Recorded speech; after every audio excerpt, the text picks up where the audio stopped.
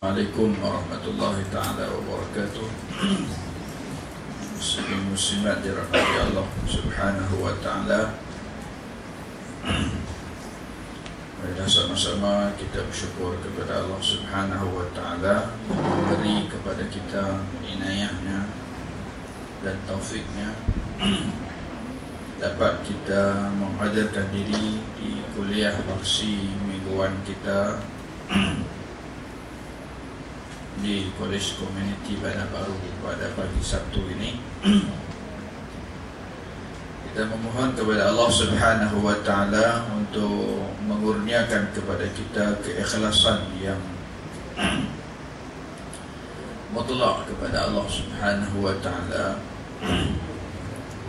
ketika kita berada di dalam majlis ilmu ini.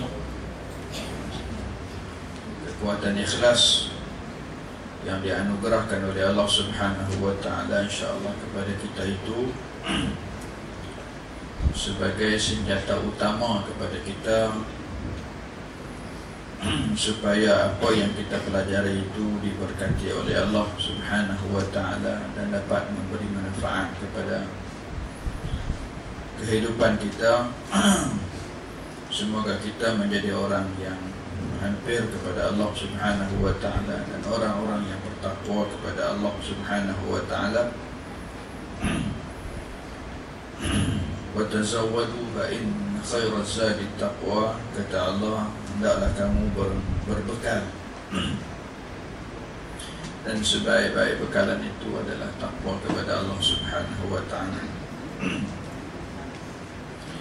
Arti takwa yaitu menunjuk perintah Allah Subhanahu wa ta'ala melalui Al-Quran dan juga Sunnah ataupun daripada apa yang diajarkan oleh Nabi SAW, juga meninggalkan segala yang dilarang oleh Allah Subhanahu wa ta'ala. Muslimin muslimat dirahmati Allah Subhanahu wa ta'ala, pada pagi ini kita akan membincangkan hadis kalau tak salah saya di nombor 45. Kita telah bincangkan sebelum saya ke Makkah dulu berkenaan hadis yang ke 43 dan 44. 43 berkenaan dengan adab seseorang yang dilantik menjadi imam, dan ke-44 perbincangan berkenaan sembahyang sunat yang afdal dilakukan di rumah. Pada kali ini kita akan membincangkan berkenaan hadis yang diriwayatkan daripada Abi Bakrah. Abi Bakrah ni, tuan-tuan puan-puan, inilah hadis yang kedua yang dinyatakan oleh pengarang Syekh Abi Jamrah dalam kitab dia ni. Hadis pertama telah dinyatakan pada hadis bernomor 4 dalam kitab ini, yang juga telah diriwayatkan oleh Abi Bakrah. Mungkin tuan-tuan puan-puan dah tak ingat cerita tentang Abi Bakrah, kesulitan beliau menerima Islam hingga diberi gelaran kepada dia Abi Bakrah. Baik. An Abi Bakrata annahu intaha ila Nabi sallallahu alaihi wasallam wa huwa raki'.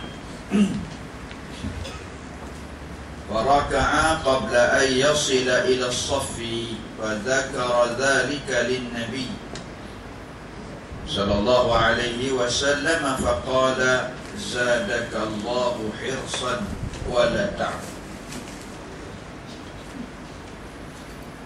Daripada Abi Bakrah bahawasanya ia telah sampai kepada Nabi SAW sedang masa Nabi tengah rukuk. Lalu ia rukuk sebelum sampai kepada saf. Lalu ia menyebut yang demikian itu kepada Nabi. Maka Nabi bersabda, mudah-mudahan Allah menambah kepada engkau kelobaan, dan janganlah engkau kembali atau mengulangi rokok seorang diri.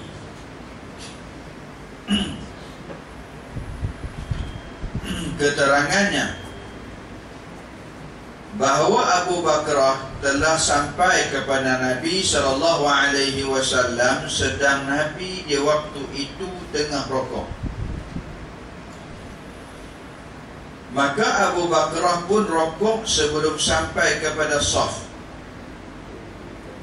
Kemudian apabila sampai selesai daripada sembahyang, ia, yakni Abu Bakrah, menyebut perkara itu kepada junjungan Nabi sallallahu alaihi wasallam. Maka oleh junjungan dikatakan, zadakallahu hirsan wala ta'ud, yakni Allah menambah kepada engkau kelobaan untuk mendapat fadilat berjamaah, dan janganlah kiranya engkau kembali atau mengulangi rokok yang berseorang diri di belakang saf. Tetapi hendaklah engkau berdiri dahulu pada saf, kemudian barulah engkau rokok, kerana rokok berseorang diri adalah makruh. Itu huraian kepada hadis yang diriwayatkan daripada Abi Bakrah. Tuan-tuan puan-puan rahimakumullah, saya nak mengulang sedikit cerita tentang Abi Bakrah. Abi Bakrah ni namanya Nufai' bin Kaladah. Kaladah, jangan silap tulis, nanti jadi Kaldai pula.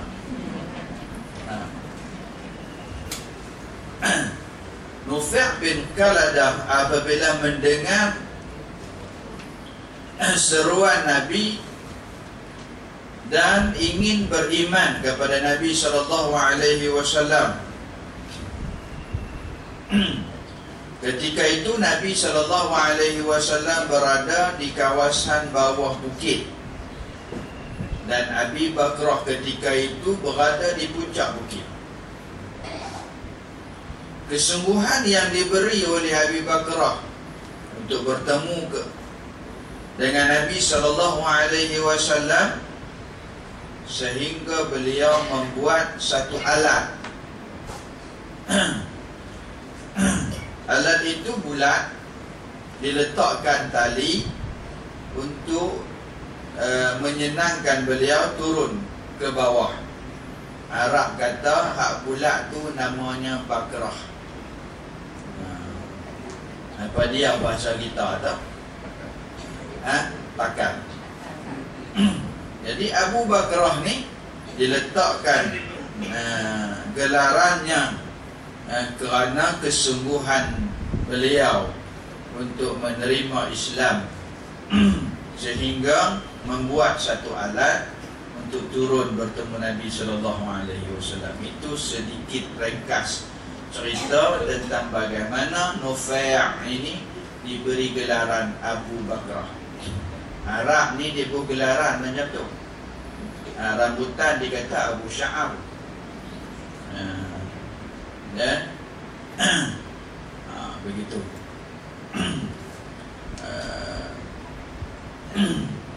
Buah limau yang ada nampak terjengui tu, dia panggil Abu Surah. Ada pusat. Itu Arab lah. Kadang-kadang benda tu 2 rial, dia kata Abu Rialain. Abu Rialain. Itu orang Arab punya cara lah. Abu Rialain. Orang datang. Baru ni pergi ke Mekah, kedai 2 rial ni tak apa nak ada lah. Duit Malaysia kita pemahal dah lah ni 120. 100 kita dapat 120. Duit Malaysia kita naik sikit lah. Itu pun dia pandai tengok, bila ramai orang Malaysia dia turun 117. Nak pergi cari 120, nak pergi cari jauh, mana dia baru jumpa. Tak apalah macam mana pun. Baru ni musim akhir musim sejuk, tetapi yang agak mengejutkan saya ianya seumpama Ramadan bulan 3 orang ni. Orangnya ya Allah, tu jalanan makhluk. Orang ramai semua-semua, ramai semua-semua macam Ramadan. Baik. Muslimin muslimat yang rahmati Allah Subhanahu wa taala, ni cerita tentang Abi Bakrah. Kesungguhan beliau untuk nak mendapatkan fadilat sembahyang berjamaah. Baik, di sini beberapa perkara yang kita boleh dapat faham daripada hadis ini. Yang pertamanya, Nabi SAW pernah menyatakan dalam satu hadisnya, alaikum as-sakinatu wal waqar. Nabi kata, apabila kamu nak datang untuk menghadirkan diri sembahyang jamaah, kamu hendaklah datang dengan jalan yang biasa, ataupun cara berjalan dengan waqar dan sakinah, mana dengan tenang. Kalau kita perhatikan apa yang berlaku kepada Abi Bakrah, dia tergesa-gesa.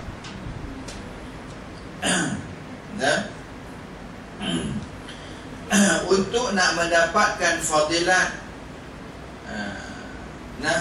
bersama imam, sehingga disebut oleh para ulama, seseorang itu masih dikira mendapat fadilat takbiratul ihram sebelum imam rukuk. Apabila seseorang itu mendapat rukuk bersama imam, ini ada satu pandangan lah, ada satu pandangan ulama. Pandangan yang paling kukuh dalam menyatakan tentang mendapat fadilat takbiratul ihram bersama imam, yakni takbir setelah imam takbir. Dan sekiranya seseorang itu ada penyakit syak ataupun penyakit was-was, orang ini bila-bila pun tak dapat fadilat takbiratul ihram bersama imam. Dengan pula maksud takbiratul ihram bersama imam, Allah tu imam, kita pun sambung juga masa tu. Tak bolehlah kita belajar yang tu dalam kitab-kitab fiqh kita. Hendaklah kita bertakbir selepas imam selesai bertakbiratul ihram. Itu kita belajar dalam kitab-kitab fiqh kita. Baik. Itu yang pertamanya tentang cara ataupun adab kita untuk datang ke masjid ataupun ke tempat sembahyang dalam keadaan kita itu terlambat. Baik. Dalam hadis ini Nabi SAW sebut zadakallahu hirsan. Mudah-mudahan Allah Subhanahu wa taala menambah kepada kamu kelobaan.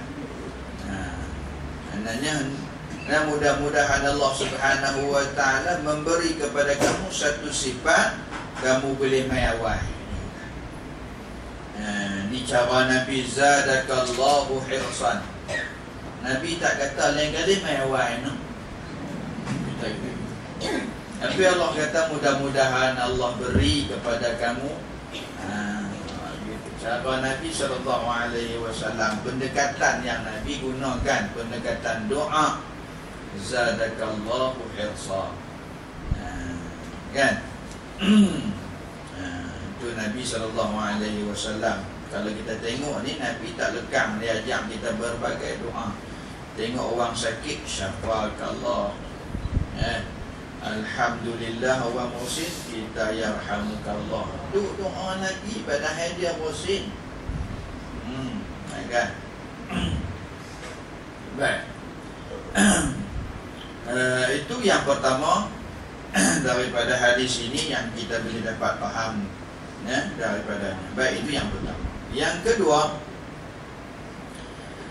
daripada hadis ini juga kita dapat memahami tentang hukum seseorang yang disebut sebagai masbuqah.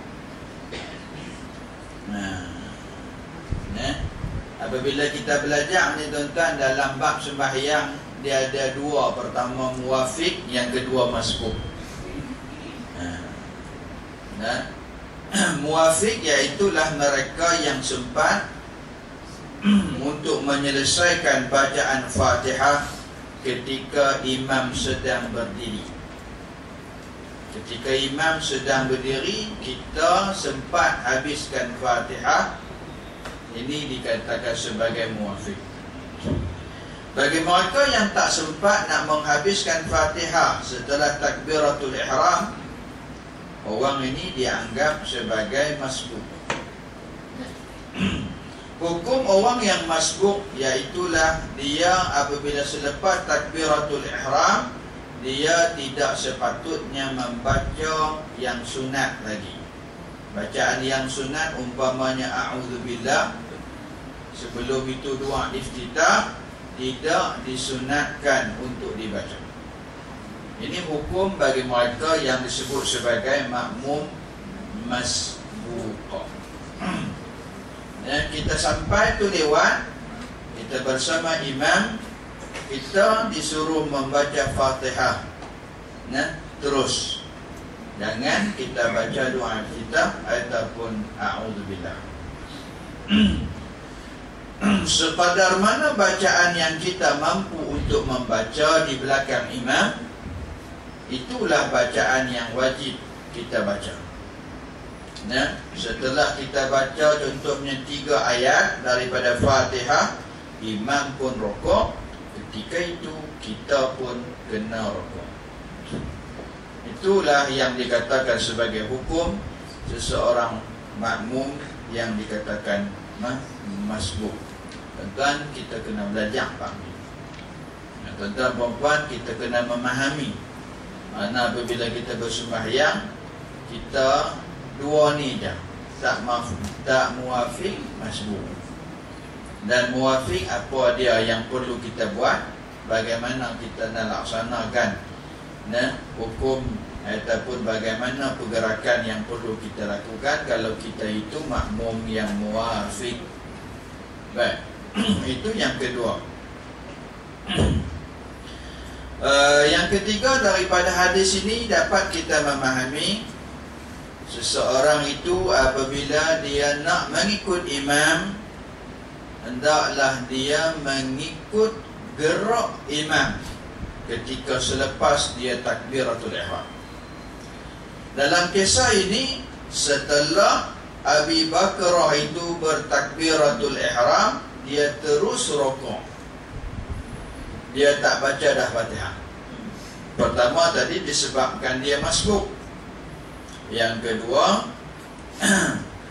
kerana mengambil ataupun hadis Nabi SAW ada menyatakan begini, apabila seseorang itu bersembahyang mengikut imam, contohnya di pertengahan sembahyang, hendaklah dia falyasna' kama sana'al imam, hendaklah dia melakukan perbuatan yang telah dilakukan oleh imam. Apabila kita bertakbiratul ihram, imam itu sedang sujud, kita selepas takbir terus turun untuk sujud. Ini berdasarkan kisah inilah. Nak cerita ni, walaupun cerita ni tentang rukuk, tapi itulah suasananya. Ada hadis-hadis yang menceritakan kelebihan. Kelebihan mereka yang bersembahyang bertakbiratul ihram terus mengikut imam.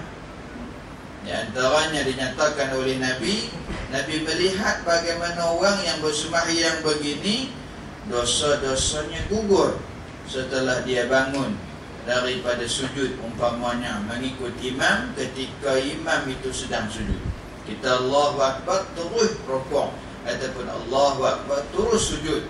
Ketika itu Nabi melihat gugurnya dosa-dosa ini di antara kelebihan yang dinyatakan oleh para ulama. Alhamdulillah, insya-Allah kita yang belajar di Paksi ini, kita ada ilmu insya-Allah. Kita sampai sahaja di tempat sembahyang, kita terus bertakbiratul ihram. Jangan tunggu untuk imam tu naik ke rakaat yang seterusnya barulah kita ikut. Yang ni cara orang tak ada ilmu, kan? Hobi ya buat apa, dia kata tak dapat rakaat, itulah kot, ataupun dia tak reti nak ikut, ya. Kita kena tinggalkan sikap tu. Banyak kali dah saya sebut perkara ni. Kita tengok kisah ni bagaimana Abi Bakrah, kesungguhan dia untuk nak mendapat bersembahyang dengan imam, hingga dia sanggup rokok sebelum masuk saf lagi. Walaupun itu satu kesalahan yang kita akan bincang nanti kata lagi insyaAllah. Tetapi di situ kita melihat betapa bagaimana kalau kita lihat Abi Bakrah ini dia ada ilmu tentang bagaimana nak mengikut imam, nak sembahyang ni, nak ikut imam ni. Dalam masyarakat kita ni, di antaranya yang kita perhati tengok, masyarakat kita ni tak peduli tentang saf. Tak peduli tentang saf itu satu hal. Safnya ada yang ke depan, ada yang ke belakang, tak samakan saf. Nabi dah sebut, fatakhtalifa fala takhtalifu fatakhtalifa qulubukum. Jangan kamu dalam keadaan saf itu tidak samakan dia, mana kamu akan bercanggah hati-hati. Hati-hati kamu akan bercanggah. Gitu. Baik itu kita. Kalau macam saf tak sama, duk undang-undang, kita dekat dia kata pandang tu jangan sah. Jaga panah api neraka tu lagi. Ada mau marah tak Ustaz? Kita ajak duduk dekat.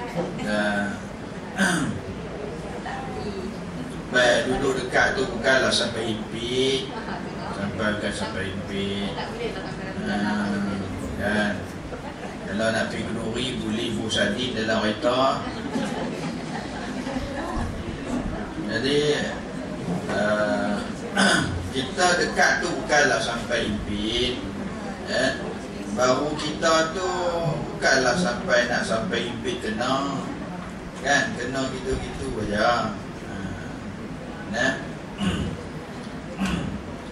Baik, itu yang dalam masyarakat kita, yang kadang-kadang kita kena, bukanlah kita kena macam mana, kita kena tegas sikit lah dalam hal ni. Kita kena tegas sikit. Okay. Ataupun kalau bagaimana cara kita, kalau lah contohnya kita nak bertegas, mungkin kita tak buat lagi di depan kita itu sesuatu, mungkin kita kena buatlah sesuatu, betulkan saf macam mana, buat line macam mana kah contohnya, okay? Memudahkan masyarakat kita untuk nak melaksanakan saf ini dengan baik. Baik. Jadi yang kedua perbincangan kita yang saya sebut tadi, masyarakat kita masih ada lagi yang kalau terlambat, dia kata biarlah tak dah tadi ni takbiratul ihram untuk rukuk bersama imam i'tidal, imam sujud, dia masih lagi duduk relax berdiri. Ini suatu yang perlu kita buanglah daripada minda kita. Perlu kita buang daripada perangai kita. Kita tengok tu imam tu di mana, kita takbiratul ihram terus mengikut imam berdasarkan apa yang dilakukan oleh Abi Bakrah ni. Jadi itu perbincangan yang kedua. Masalah kita yang ketiga. Yang keempat, kita dapat faham juga daripada hadis ini berkenaan dengan rakaat seseorang yang akan diperolehinya apabila dia rukuk bersama imam. Dalam hal ni Abi Bakrah tergesa-gesa untuk mendapatkan rukuk bersama imam walaupun dia berada di luar saf. Ini kisah dia lah. Kerana apa? Kerana dia nak dapatkan satu rakaat dengan imam.